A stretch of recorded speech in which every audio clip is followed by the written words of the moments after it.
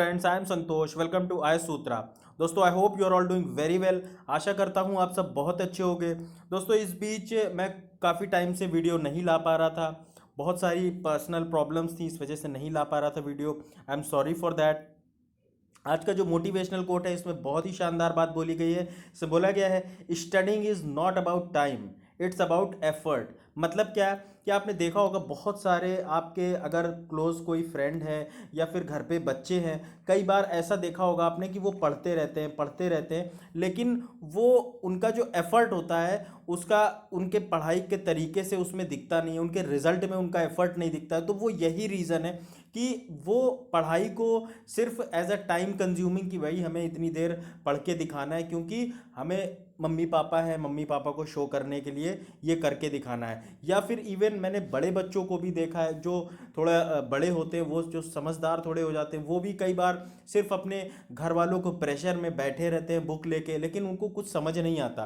तो वही बात यहाँ पे बोली गई है कि पढ़ाई को आप टाइम कंज्यूमिंग या फिर टाइम दे के ये मत शो करिए किसी को कि हाँ आप पढ़ रहे हैं, बल्कि आपके उसमें पढ़ाई में आपका एफर्ट ऐसा होना चाहिए कि आपको आपके रिजल्ट में वो पढ़ाई आपकी रिफ्लेक्ट हो। आपके जो भी अ, आपके फ्यूचर एस्पिरेशंस हैं, उसमें जिसके लिए भी आप, जैसे आप यूपी पीसीएस की तैयारी कर रहे हैं या यूपीएससी की तैयारी कर रहे हैं या ईपीएफओ या कोई भी दूसरा गवर्नमेंट एग्जाम जिसकी आप प्रिपरेशन कर रहे हैं, वहाँ पे आपके रिजल्ट्स दिखने चाहिए। आप कोई ज़रूरी नहीं कि आप 10 घंटे बैठ रहे हैं, 5 घंटे बैठ रहे हैं, लेकिन अगर आपका उस 10 घंटे में बैठने के बावजूद आपके रिजल्ट नहीं दिख रहा है, तो वो बैठने का कोई मतलब नहीं। वहीं अगर आप दिन में 1 घंटा पढ़ रहे हैं, लेकिन टू द पॉइंट फोकस्ड वे में पढ़ रहे हैं और उससे आपका रिजल्ट आ रहा है, तो वो ज़्यादा फ्रूटफुल है। तो यही सारी चीज़ें हैं जो आपको बीइंग अ स्टूडेंट ध्यान रखनी चाहिए।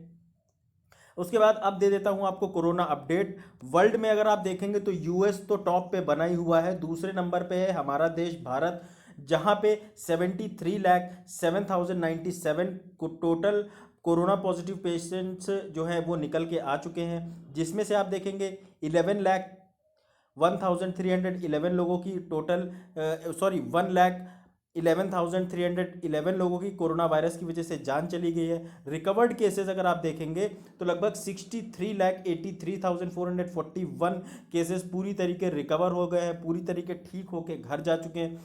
यही एक पॉजिटिव साइड आप बोल सकते हैं कि हमारे देश में जो कोरोना के एक्टिव पेशेंट्स हैं वो दिन पर दिन घटते जा रहे हैं और बहुत अच्छी रिकवरी हो रही है। उसके बाद अभी आपने न्यूज़ में भी देखा होगा, गवर्नर जो महाराष्ट्र के गवर्नर हैं कोश्यारी साहब और उद्धव ठाकरे जो चीफ मिनिस्टर हैं, इन दोनों लोगों के बीच में काफ़ी गर्मा गर्म बहस बनी हुई है। अभी कोश्यारी साहब ने चिट्ठी लिखी कि सीएम साहब को कि क्या आप सेकुलर हो गए, और ये सारी जो चीज़ें थी। उसके बाद उद्धव ठाकरे का ये बोलना कि नहीं, आपको हमसे किसी तरीके की हमें आपके सर्टिफिकेट की ज़रूरत नहीं है। तो ये सारी चीज़ों से काफ़ी एक कंट्रोवर्सी क्रिएट हो गई, क्योंकि दोस्तों गवर्नर, जो पहली चीज़ तो पॉलिटी का एक ये बहुत इंपॉर्टेंट टॉपिक बन जाता है। आपके अगर यूपी पीसीएस यूपीएससी की आप प्रिपरेशन कर रहे हैं, जहाँ पे भी हर जगह पॉलिटी में अक्सर क्वेश्चन पूछे जाते हैं गवर्नर से रिलेटेड या फिर प्रेसिडेंट से रिलेटेड, तो वहाँ पे आप जो गवर्नर का रोल देखेंगे ना, तो वो न्यूट्रल रोल है कि उसका काम है कि बस ये इंश्योर करे कि कॉन्स्टिट्यूशनल वैलिडिटी बनी रहे स्टेट के अंदर, सारी चीज़ें कॉन्स्टिट्यूशनल वे में इम्प्लीमेंट हो। तो ये सारी चीज़ें कहीं ना कहीं, ये जो जिस तरीके के जो बयानबाजी हो रही है, ये नहीं सही है। और ये एक गवर्नर की जो एक पावर होती है, गवर्नर की जो पोस्ट होती है, उसको कहीं ना कहीं शोभा नहीं देता है। तो ये आपका जीएस2 से काफ़ी ज़्यादा इंपॉर्टेंट कॉन्स्टिट्यूशनल बॉडीज़ और रोल ऑफ गवर्नर का एक इंपॉर्टेंट टॉपिक बन जाता है। मैं आपको पहले बता देता हूँ, ब्रीफ कर देता हूँ गवर्नर की पावर्स के बारे में कि कहाँ कुछ संविधान में हमारे रखा गया है। देखिए, आर्टिकल 153 से लेके आर्टिकल 162 के अंदर पार्ट 6 ऑफ द कॉन्स्टिट्यूशन में हमारे गवर्नर के बारे में बात करी गई है कि गवर्नर का इसमें अपॉइंटमेंट कैसे होता है, उसकी क्या क्या पावर्स हैं, और जो भी सारे उसके ऑफिस से रिलेटेड चीज़ें हैं, वो सारी चीज़ें लिखी गई हैं इन आर्टिकल 153 से 162 के बीच में। गवर्नर का जो काम होता है वो बिल्कुल वैसा ही होता है जैसा प्रेसिडेंट का काम होता है सेंट्रल पे, वैसे जो गवर्नर होता है वो स्टेट लेवल पे काम करता है। गवर्नर जो होता है वो कहीं का भी कोई स्टेट, जिस भी स्टेट का गवर्नर होता है वो वहाँ का एग्जीक्यूटिव हेड होता है। तो ये आप बिल्कुल ध्यान रखिए। आपसे अगर कोई बोल दे कि governor is the nominal head of the state या एग्जी दूसरे आपको करके कंफ्यूज किया जा सकता है, तो आप बिल्कुल कंफ्यूज मत होइए। ये सारे ऐसे टर्म्स होते हैं जिनको आपको ध्यान रखने की अच्छे से ज़रूरत है बीइंग अ स्टूडेंट। और जो गवर्नर होता है इसका कई बार एक डुअल रोल भी देखने को मिलता है। इसमें आप देखेंगे ये कई बार कॉन्स्टिट्यूशनल हेड की तरह काम करता है, और इसे जो काउंसिल ऑफ मिनिस्टर्स होते हैं, जैसे स्टेट के जो चीफ मिनिस्टर हैं या फिर स्टेट के जो मिनिस्टर, जो चीफ मिनिस्टर के नीचे काउंसिल ऑफ मिनिस्टर्स होते हैं, उनके भी एड एंड डायरेक्शन के ऊपर बिहाफ पे काम करता है। कि जैसे ग्रुप ऑफ मिनिस्टर्स ने कुछ जाके बात बोली कोश्यारी साहब को या फिर जो भी गवर्नर है पर्टिकुलर स्टेट के, तो वो उनकी भी बात सुनता है, लेकिन उनका अपना डिस्क्रिशनरी विजन होता है उसमें। ये गवर्नर जो होते हैं किसी भी स्टेट के, वो एक वाइटल लिंक की तरह होते हैं। कि वो एक तरीके से आप बोल सकते हैं सेंट्रल गवर्नमेंट और स्टेट गवर्नमेंट के बीच की एक कड़ी होते हैं, जो कि स्टेट गवर्नमेंट की बात यूनियन सेंट्रल गवर्नमेंट को बताते हैं और सेंट्रल गवर्नमेंट की बात स्टेट गवर्नमेंट को बताते हैं। उसके बाद आर्टिकल जो 153 है वो ये बताता है कि हर एक स्टेट में हमारे देश के गवर्नर होगा।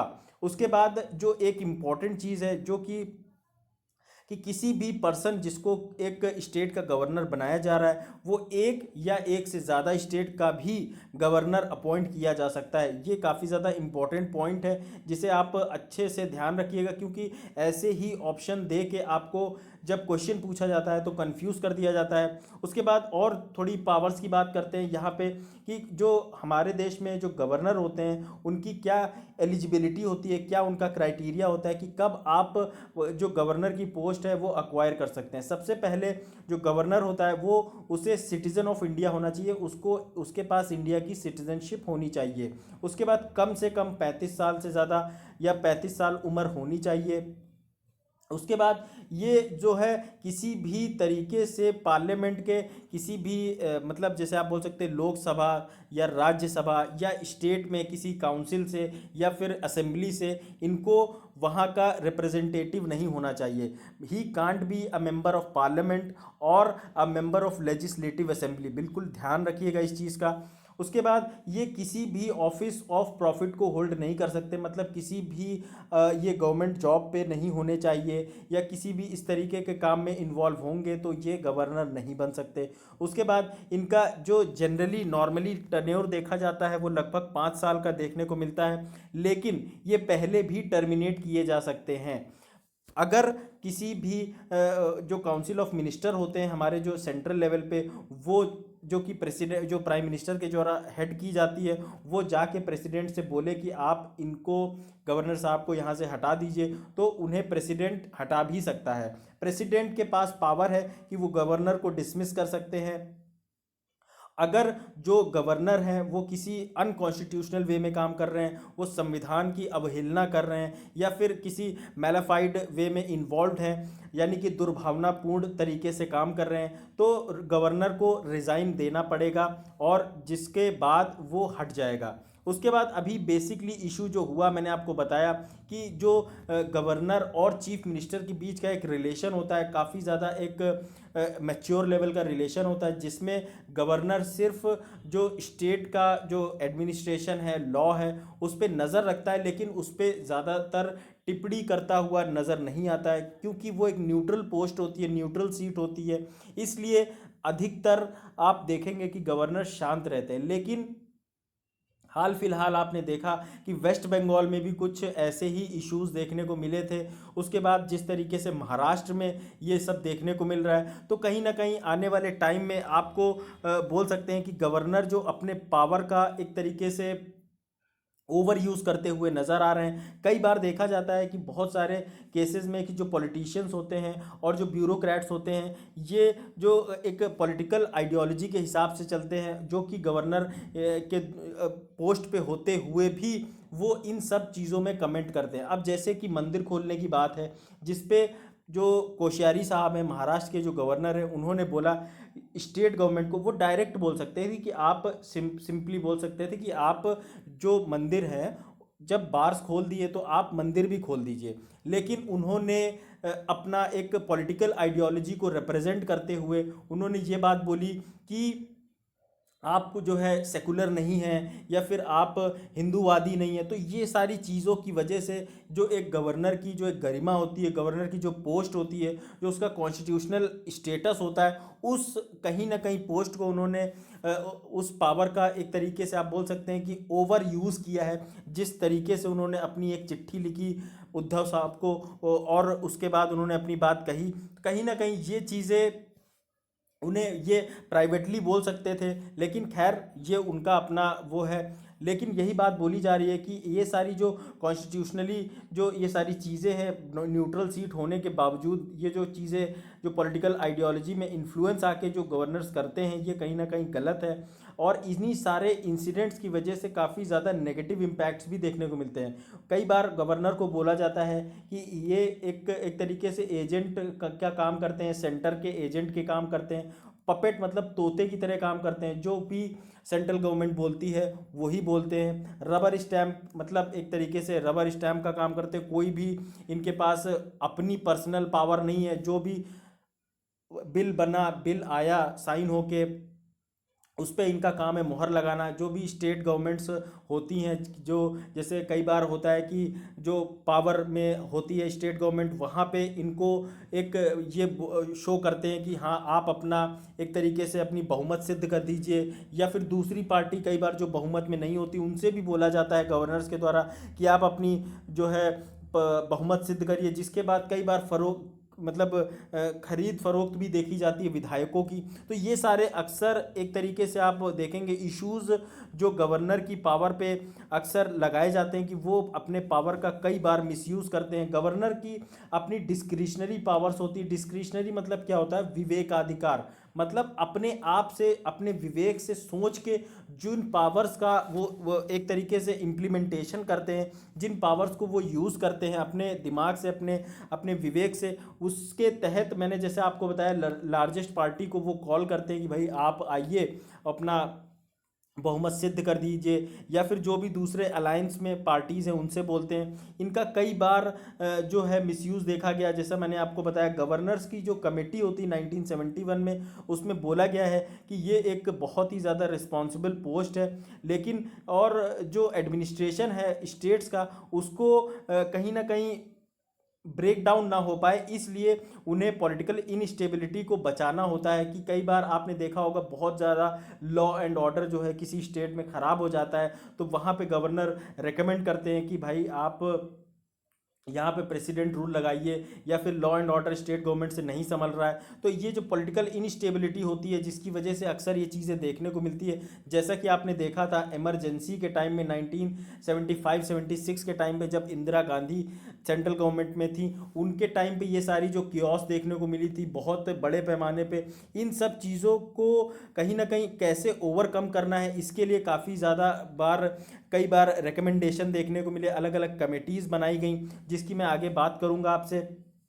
हालांकि जो प्रेसिडेंट का जो रूल है, जो कि आर्टिकल 356 के तहत प्रेसिडेंट रूल लगाया जाता है, जिसमें कॉन्स्टिट्यूशनल मशीनरी जो स्टेट की होती है उसको अक्सर मिसयूज़ किया जाता है सेंट्रल गवर्नमेंट के द्वारा, जो कि मैं आपको भी बता रहा था इंदिरा गांधी जी की गवर्नमेंट में ऐसा हुआ था। तो मैं अभी अब बताया आपको कि जो जो चीज़ें मेन इम्पॉर्टेंट जो केसेस रहे, जो कमीशंस रहे जिन्होंने जो गवर्नर की जो पोस्ट है उसमें रिफॉर्म्स की जो बात करी है, वो सबसे पहले एसआर बोमाई केस जो कि आया था 1994 में। उसके बाद नाबम रेबिया जजमेंट जो 2016 में आया।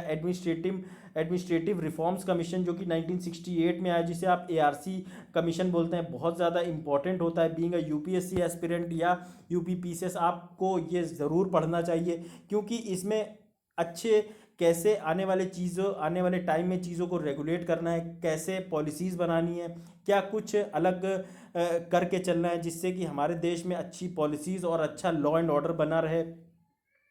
उसके बाद राजा मन्नार कमेटी जो 1971 में आई, इसमें भी गवर्नर की काफ़ी ज़्यादा गवर्नर के बारे में बात की गई। सरकारिया कमीशन, पुंची कमीशन, तो ये सारी जो चीज़ें हैं बीइंग यूपी SC एस्पिरेंट, फिर से मैं आपको बताऊंगा, जो एग्ज़ाम की आप प्रिपरेशन कर रहे हैं वहाँ पे ये सारी चीज़ें काफ़ी बार पूछ ली जाती हैं आपसे कि राजा मन्नार कमेटी किस चीज़ से रिलेटेड, डायरेक्ट आपसे पूछ लेंगे, गवर्नर से, चीफ मिनिस्टर से, प्रेसिडेंट से, या फिर कोई दूसरा ऑप्शन दे के आपको कंफ्यूज कर सकते हैं।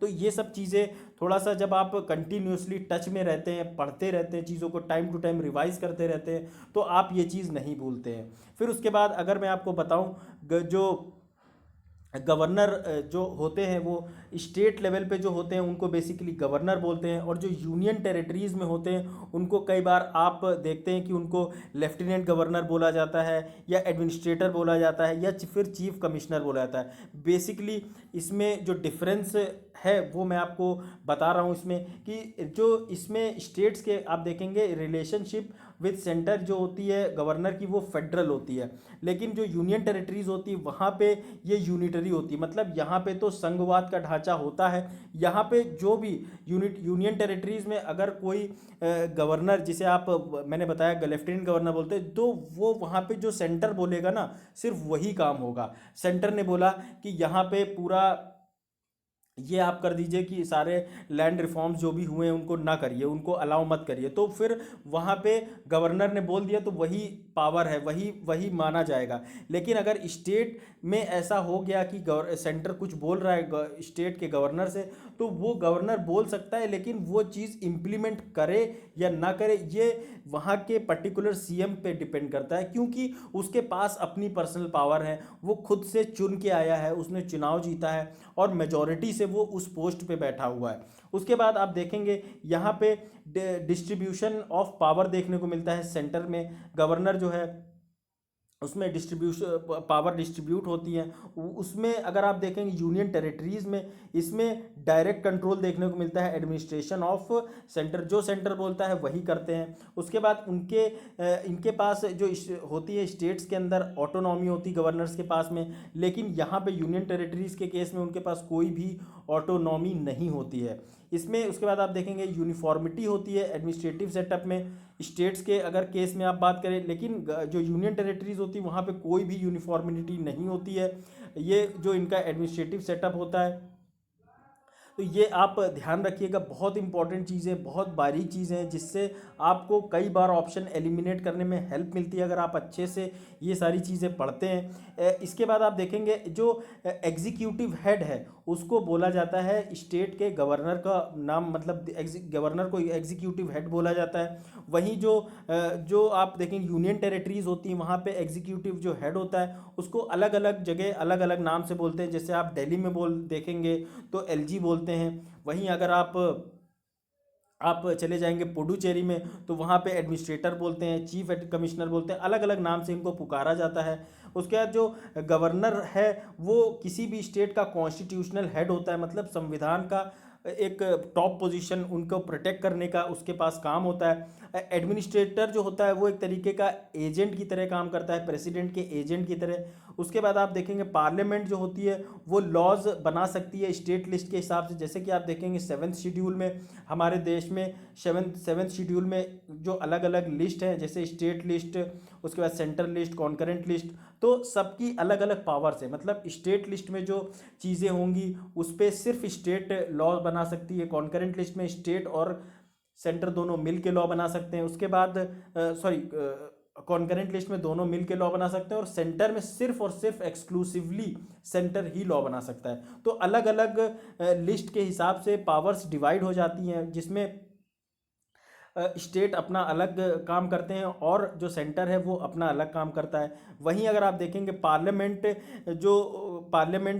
यूनियन टेरिटरीज़ के केस में अगर आप देखेंगे तो यूनियन टेरिटरीज़ के लिए जो भी यूनियन गवर्नमेंट को, सेंट्रल गवर्नमेंट को लगेगा वो इस हिसाब से अपने लॉज बना के यूनियन टेरिटरीज़ में इम्प्लीमेंट कर सकते हैं। तो आप इस चीज़ के बारे में बिल्कुल ध्यान रखिएगा यूनियन टेरिटरीज़ के जो एडमिनिस्ट्रेटर होते हैं या लेफ्टिनेंट गवर्नर होते हैं और स्टेट के जो गवर्नर होते हैं उनके पावर्स के बीच का जो एक बैलेंस है उस बारे में आप थोड़ा आइडिया रखिएगा।